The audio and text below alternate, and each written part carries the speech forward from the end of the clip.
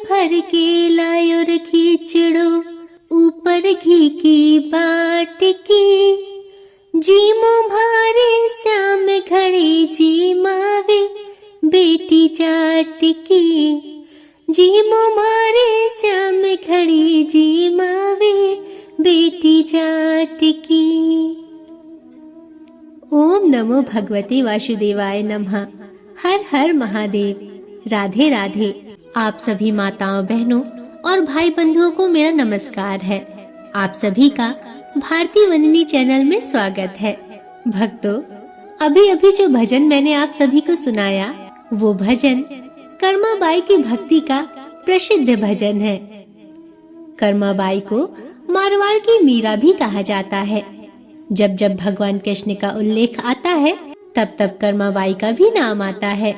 वे भगवान की महान भक्त थी और श्री कृष्ण ने उन्हें साक्षात दर्शन दिए थे। अतः आज इस वीडियो में मैं आप सभी को कर्माबाई की प्रसिद्ध और भक्ति रस में डुबा देने वाली कथा का रसपान कराने जा रही हूँ। अतः आप सभी से आग्रह है कि कथा को पूरा सुनिएगा। तो चलिए भगवान विष्णु और श्याम सुंदर के दर्शन करते हुए इस पवित्र कथा का रसपान करते हैं। राजस्थान के नौगांव जिले के ग्राम कालवा में एक जाट किसान जीवन राम डूडी का घर था। उनके यहाँ 1615 में एक कन्या का जन्म हुआ। कन्या का जन्म होने पर पिता जीवन राम डूडी को अत्यंत खुशी हुई। उन्होंने उस कन्या का नाम कर्मा रखा। कर्मा को सभी कर्माबाई भी बुलाते थे। जीवन राम डूडी स्वयं एक कृष्ण भक्त थे और उन्होंने अपने घर में कृष्ण भगवान का मदन मोहन के नाम से मंदिर भी बना रखा था, जहाँ वे रोज भगवान कृष्ण की पूजा किया करते थे। जीवन राम भगवान को भोग लगाते और उनको भोग लगाने के बाद ही स्वयं भोजन ग्रहण किया करते थे। यह उनके घर का नित्य का नियम था। इसी प्रकार समय बीतता गया।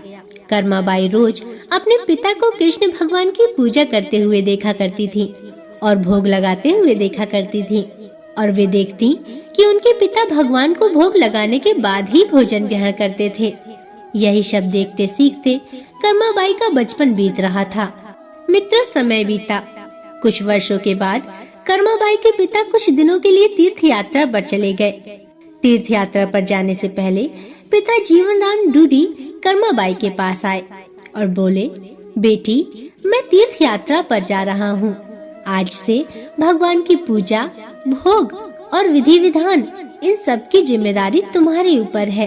ध्यान रखना कि भगवान को भोग लगाकर ही भोजन ग्रहण करना और घर का ध्यान रखना।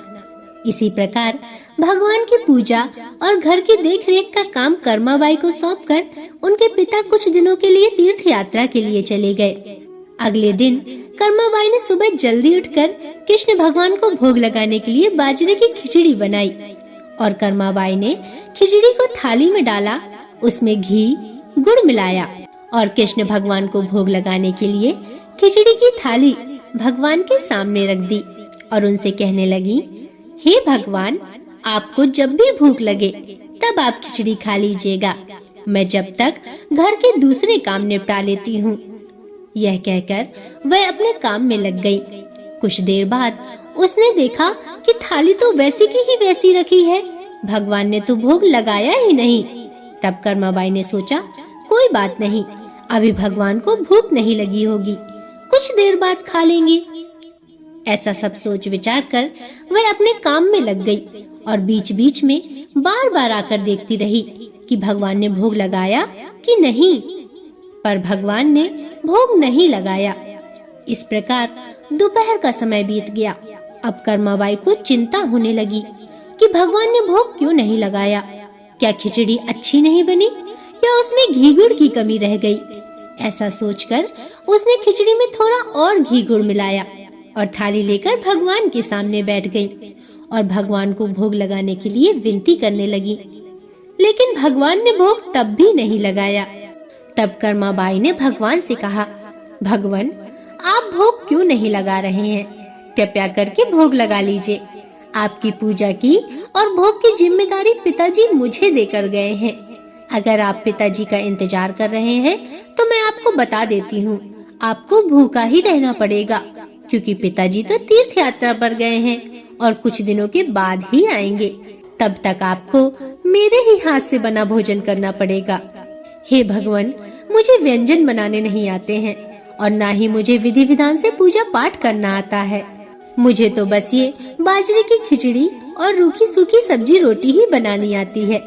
आपको कुछ दिन इसी से गुजारा करना पड़ेगा। मैंने आपकी खिचड़ी में थोड़ा और ज्यादा घी गुड़ मिला दिया है। कृपया करके अब तो भोग लगा लीजिए। इस प्रकार कर्मा बार बार भगवान से भोग लगाने की विनती करने लगी, लेकिन भगवान ने फिर भी भोग नहीं लगाया।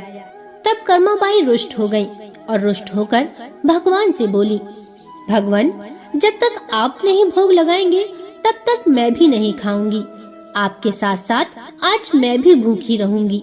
ऐसा कहकर वह भगवान से नाराज होकर बैठ गई। दोपहर बीत गई, शाम होने को आई, लेकिन भगवान की तरह कर्माबाई ने भी कुछ नहीं खाया।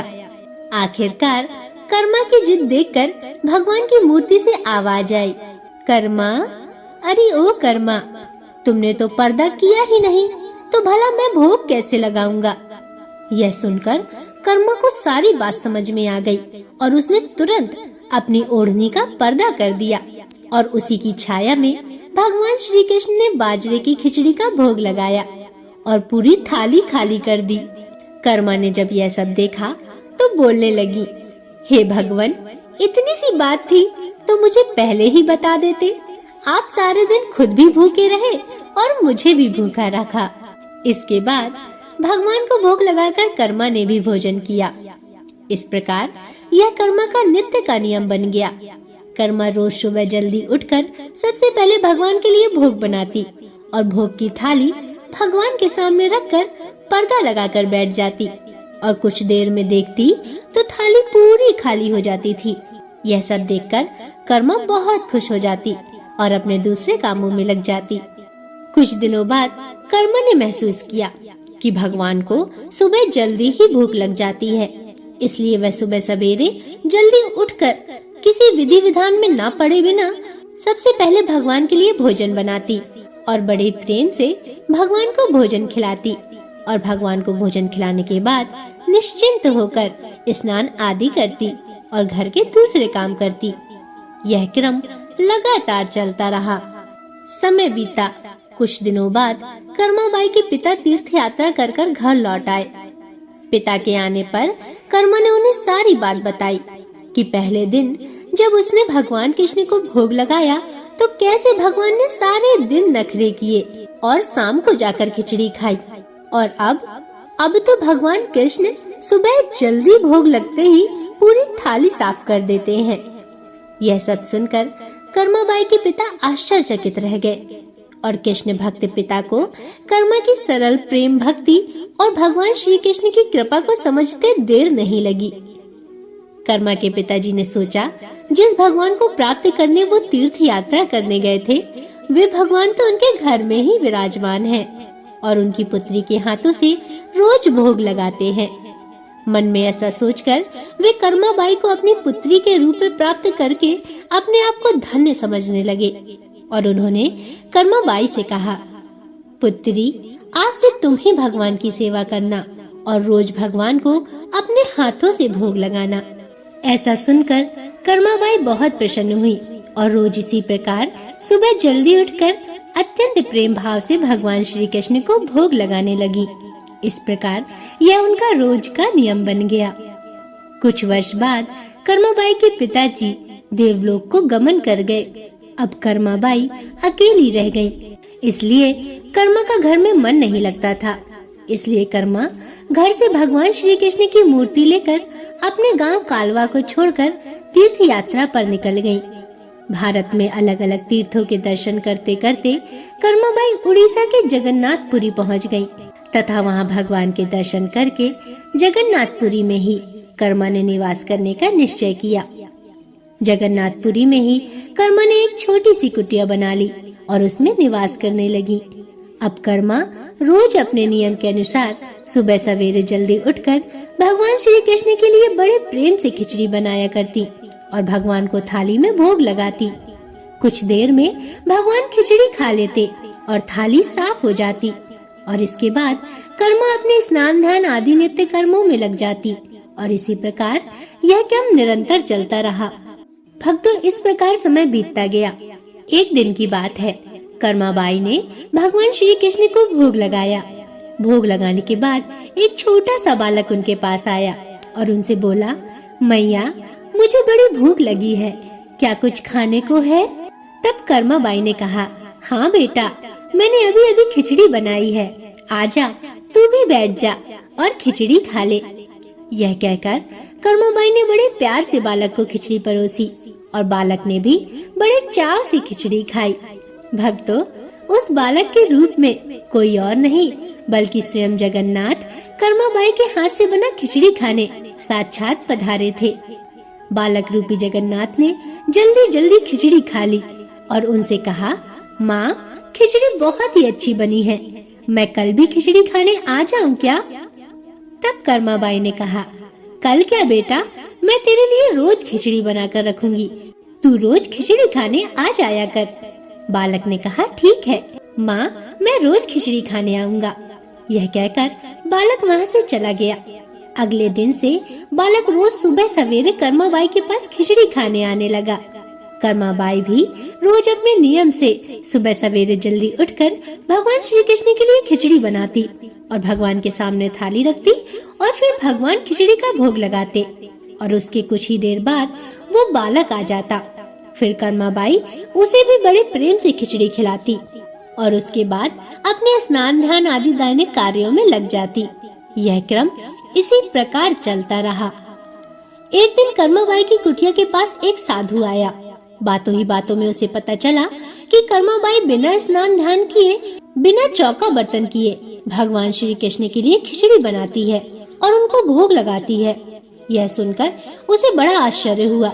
उसने कर्माबाई से कहा, कर्माबाई, बिना स्नान किए, बिना भगवान की पूजा किए भगवान को भोग लगाना पाप है, इसलिए तुम स्नान ध्यान करके पूरे विधि विधान से पूजा करके भगवान को भोग लगाया करो। साधु से ऐसा सुनकर भोली भाली कर्मा अगले दिन सुबह जल्दी उठकर स्नान करके खिचड़ी बनाने लगी और विधि विधान से पूजन करके भोग लगाने लगी। ये सब करने से कर्माबाई को बहुत देर लग जाती थी, लेकिन वह बालक तो रोज सुबह अपने समय पर ही आ जाता था और कर्माबाई से कहता, मैया, मुझे भूख लगी है, जल्दी खिचड़ी दो। मैया, भूख लगी है, जल्दी खिचड़ी दो। और कर्मा उससे कहती, थोड़ी देर रुक जा बेटा, अभी देती हूँ, बस थोड़ी देर और रुक जा। और जब कर्मा भगवान श्री कृष्ण को भोग लगाकर बालक को खिचड़ी खाने को देती तो बालक उसे बहुत ही शीघ्रता से खाकर हाथ मुंह साफ किए बिना ही जल्दी से उठकर भाग जाता। और यह क्रम कुछ दिनों तक ऐसा ही चलता रहा। और इन्हीं दिनों में भगवान श्री जगन्नाथ जी के मंदिर में सुबह के समय भगवान की मूर्ति में मुख पर खिचड़ी लगा रहा करता था।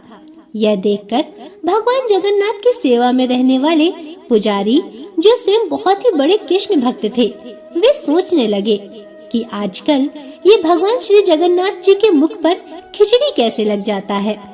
हम तो खिचड़ी का भोग नहीं लगाते, तो फिर यह खिचड़ी कहाँ से आती है। कुछ दिनों तक लगातार भगवान श्री जगन्नाथ जी के मुख पर खिचड़ी लगा देखने पर पुजारी इसे भगवान की लीला मानते हैं और समझ जाते हैं कि भगवान रोज कहीं से खिचड़ी खाकर आते हैं। भगवान की लीला को जानकर वे मन ही मन भगवान श्री जगन्नाथ जी से पूछते हैं कि भगवान, आप कहाँ से खिचड़ी खाकर आते हैं, कृपया करके हमें भी बताइए। उसी रात भगवान श्री जगन्नाथ जी पुजारी जी के सपने में आते हैं और उनसे कहते हैं, पुजारी जी, मेरी एक भक्त है कर्माबाई, जो कि जगन्नाथपुरी में ही रहती है। वो रोज सुबह सवेरे मेरे लिए बाजरे की खिचड़ी बनाती है और बड़े प्रेम से मुझे भोग लगाती है और मैं भी रोज सुबह जल्दी कर्माबाई के पास खिचड़ी खाने जाता हूँ। मुझे उसके हाथ की बनी हुई खिचड़ी बहुत पसंद है। परंतु कुछ दिन पहले कर्मा के पास एक साधु आया और उसे स्नान ध्यान करके विधि विधान से पूजा करके भोग लगाने को कहा। इसलिए आजकल वो विधि विधान से पूजा करके ही भोग लगाती है और उसके बाद मुझे खिचड़ी खिलाती है।